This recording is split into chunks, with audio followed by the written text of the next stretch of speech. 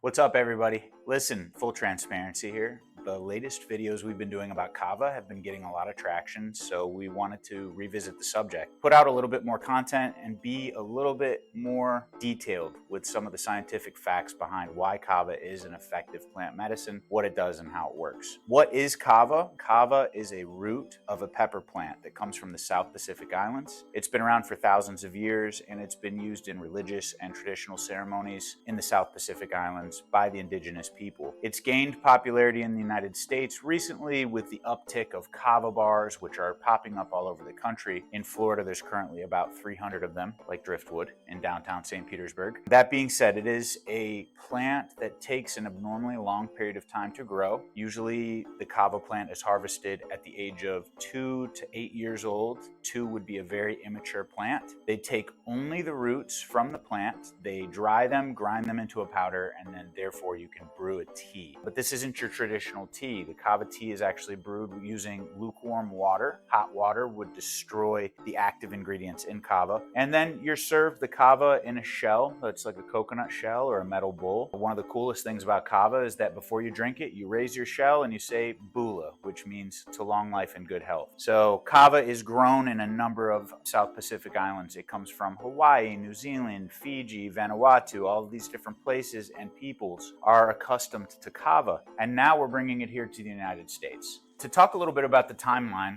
as I mentioned before, Kava has been used for thousands of years. The written history goes back perhaps 2,000, 3,000 years from now, and very similar to Kratom, its timeline follows a similar pattern. Colonial entities, as they started to take over these islands, discovered what the native people were drinking. That would have taken place in the 1800s. Fast forwarding to the early 2000s, that's when Kava was brought over to the United States for the first time. And then, of course, it's become more widely available and popularized with Kava bars that have introduced it to the mass market. Talking a little bit about the science, I know that I mention a lot of terms for you guys that might be foreign. So what I want to say is that Kava, much like most plants, has alkaloids. Alkaloids are little plant medicines that are found in everything from coffee to tobacco plants. And in this case, the alkaloids are called Kava lactones. Very similarly to what you'll find with alcohol is that alcohol works on the GABA receptor system. So does Kava. And that's where the similarities really line up. So what is the GABA system? Basically, it's a part of the brain and it is responsible for some of the functions of the central nervous system that control things like sleep or anxiety. So when people talk about how Kava makes them feel, it's usually a reflection of, hey, Kava helps me unwind, it helps me relax, it helps me sleep. Now, I'm not sitting here saying that Kava is a cure-all, and I think everybody's body is independent. Like me personally, Kava is great to help me relax and unwind or socialize, but nothing helps me get better sleep than going to bed with nothing in my system. So when I'm drinking Kava, I usually stop drinking it a couple of hours before I go to bed. One more thing that I will say as far as how Kava relates to the body is it is a diuretic. Diuretics make you go pee.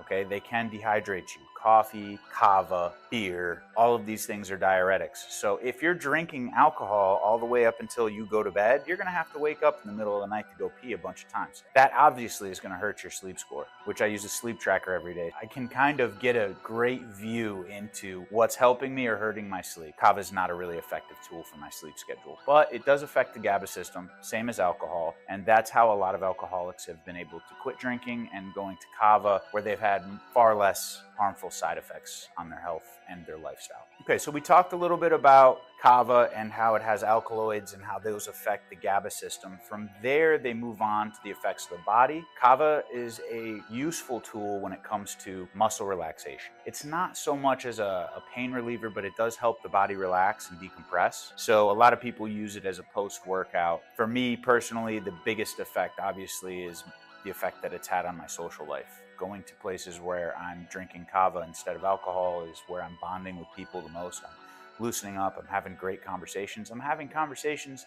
that I would never have at a nightclub or a bar. I'm not screaming over the music and I'm not getting into a physical altercation at a Kava bar. I'm just having a good time, I'm unwinding.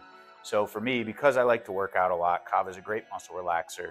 And I think that ties into the fact it's affecting the GABA system, which is a part of the central nervous system. One thing I do want to say about Kava and its effects, like I've been drinking it for over 10 years now, and it's become a really big part of my lifestyle. There are times where I will go 2 or 3 weeks of drinking Kava every single day, and then I'll travel for work and I won't have any Kava and I don't skip a beat. So speaking from personal experience, I don't feel that Kava is habit forming. And what I would also say is that a lot of times I'm just enjoying myself with Kava, but I'm not necessarily getting high or blasted. The effect that you get from Kava, the intoxication more specifically, is called getting muddy in the Kava bar community. And for me personally, when that happens, I'm there for about 30 minutes and then it fades away and I'm in a total state of being fine. For a little bit more transparency too, I get up super early on the weekends. I go to my favorite Kava bar on a Saturday morning at 8 o'clock. I sit down with a cup of coffee and a Kava and I drink Kava until 10 a.m. and then I go about my day as if nothing happened. If I did the same thing with alcohol, I promise you,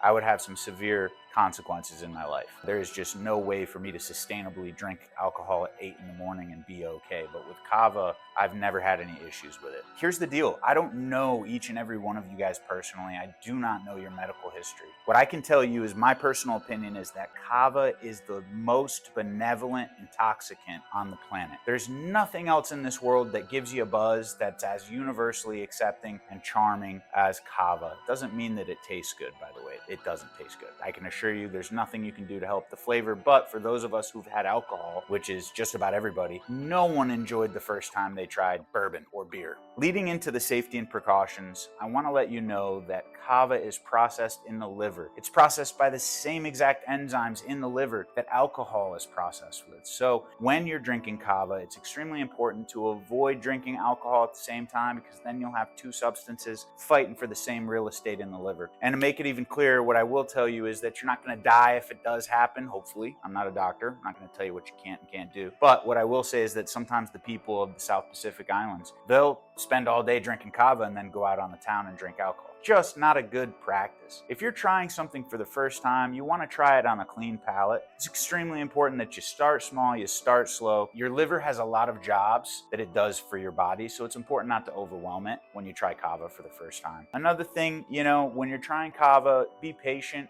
Most people, when they try it for the first time, don't actually feel the effects. It usually takes a couple sessions of trying Kava, especially if you're doing it in a social setting. Take a moment to smell the roses, look around, and enjoy yourself. Because for me, it's not necessarily the Kava that brings me to a Kava bar. It's the community that does it. When you're trying it, if you do feel the effects, it's important that you don't get behind the wheel. You don't want to be driving when you're muddy. Obviously, this goes without saying, and I say it in almost every video like a broken record. Guys, if you take a bunch of different medications, if you have certain health conditions, talk to your doctor before trying Kava. If you are going to drink it, remember that it is a diuretic, so that means that you do what? You go pee. So that means you might be dehydrated if you don't supplement with water. It goes without saying, in general, you should eat healthy, you should exercise, you should drink a lot of water. But if you're going to try Kava, drink extra water. Don't go overboard. Remember that the taste isn't that great, but be patient with it. Your first experience should be more about the company you keep and less about how Kava makes you feel. If you did drink too much Kava, give it a little bit of time to wear off before operating a motor vehicle or any heavy machinery. And remember, don't mix it with alcohol.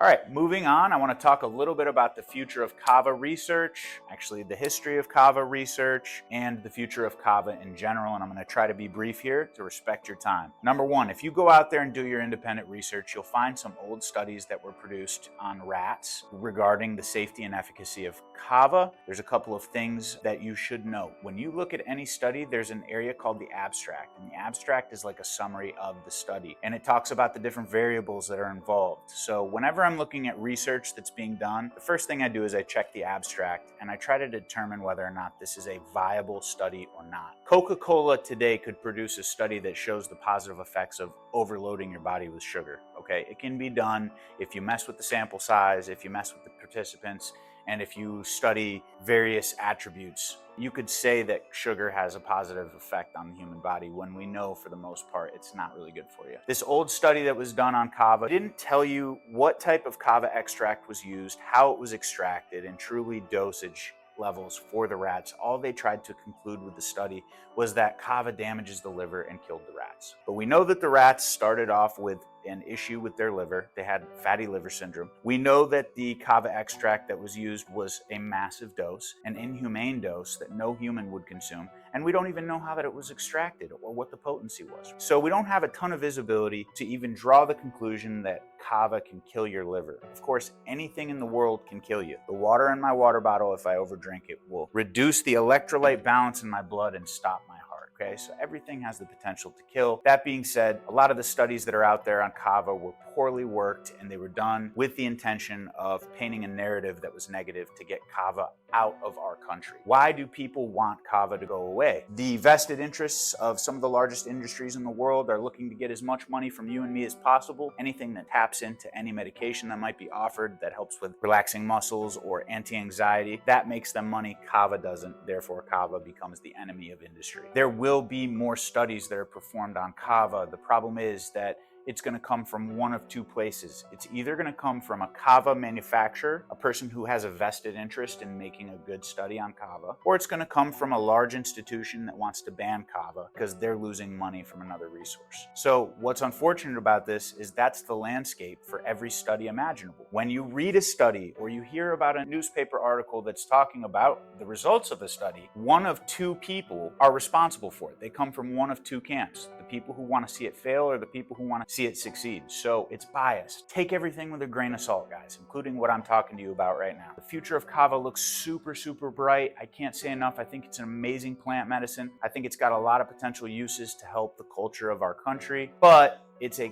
plant that comes from very, very small island, and it takes a really long time to grow, and it specifically can only be grown in volcanic soil. So that reduces the amount of areas that you could grow it in. It also needs a tropical climate, right? So we have a limited geographic landscape to grow this plant, and it takes a really long time to grow. 3 to 5 years to grow the plant before harvest. And then on top of that, if you want to bring a new plant into a new country, you have to go through a lot of different legal loops and hoops to get the agriculture department of that country to be okay with bringing in an invasive species. So I'm worried and I'm excited at the same time. I don't think there's anything that we can do to make kava grow faster, and I do think that there's going to be a lot of us, myself included, that will inevitably get some land in some country that's acceptable to grow kava in, but the growing demand is going to outstrip the supply. For me, I want to make sure kava is available so that I can continue going to my favorite kava bars, continue having a great environment, and I want to make sure it's available for people like you